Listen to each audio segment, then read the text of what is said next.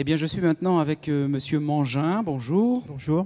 Vous êtes le directeur de ce qu'on a coutume d'appeler le campus des Sicaudières, ici à Bressuire, donc qui représente à la fois le lycée professionnel agricole, le CFPPA, Centre de formation professionnelle pour les apprentis, je crois, l'agroalimentaire, et puis qui est antenne du CFA. Présentez-nous en quelques mots votre établissement, ses effectifs, son nombre de personnel. D'accord. Donc concrètement, le campus des Sicaudières est composé d'un lycée. Donc le lycée qui accueille des élèves et des étudiants en formation initiale scolaire. Donc 250 élèves et étudiants dans ce système de formation, de la seconde à la BTS. Alors plusieurs voies sont proposées. Une voie générale et technologique, avec une seconde générale et technologique et un bac technologique. Ensuite, des bacs professionnels, donc au nombre de 2. Un bac professionnel conduite et gestion de l'exploitation agricole, dans le domaine donc de l'agriculture, et 2 bacs pro dans le domaine de l'agroalimentaire et de l'analyse. Donc un bac pro plutôt tourné vers la transformation des aliments, bio-industrie de transformation, et un bac pro tourné vers l'analyse.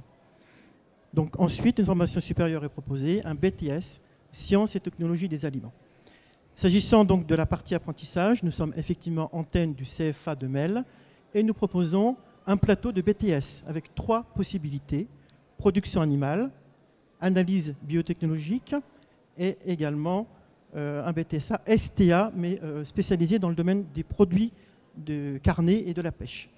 Également 2 formations techniques agricoles, un brevet professionnel responsable d'exploitation agricole et également un brevet professionnel tourné vers la conduite et l'entretien des machines agricoles que nous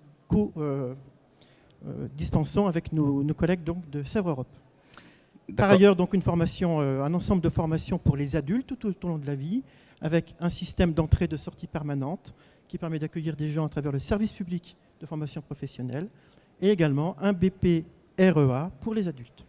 Voilà pour les centres de formation. Et nous avons également 2 centres techniques, une exploitation agricole de 80 hectares, donc très typique du bocage, tournée vers les productions animales, donc avec des rouges des prés, des brebis et également des volailles, conduites en agriculture biologique, et également un atelier technologique qui transforme les matières premières agricoles en aliments. Donc nous dispensons dans ces 2 centres techniques des travaux pratiques, et nous sommes également très ouverts vers la profession, vers l'expérimentation, et très tournés aussi vers les travaux en circuit court. Donc tout ça c'est très très complet. Dites-moi, oui. On a bien compris 2 types de débouchés, l'agroalimentaire d'un côté, l'agriculture de l'autre. Est-ce que vous pourriez nous en dire plus un petit peu sur les débouchés en termes de postes? Quels sont concrètement les postes auxquels ont accès les gens qui passent chez vous? Alors je vais juste terminer sur les effectifs. Je n'ai pas parlé de l'effectif des apprentis.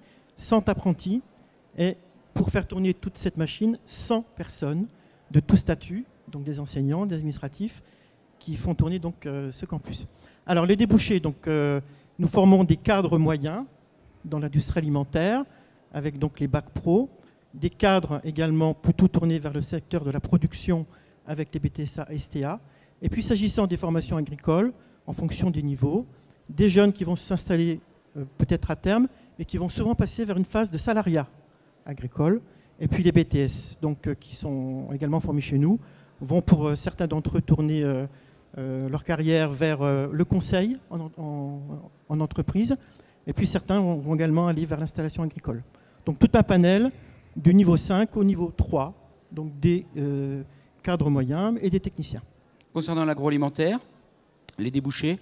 Alors les débouchés donc, dans l'agroalimentaire, s'agissant du bac professionnel bio-industrie, il s'agit d'opérateurs sur ligne, qui sont amenés à piloter des lignes de production alimentaire, et puis qui, à terme, avec l'expérience, peuvent accéder à des fonctions d'encadrement.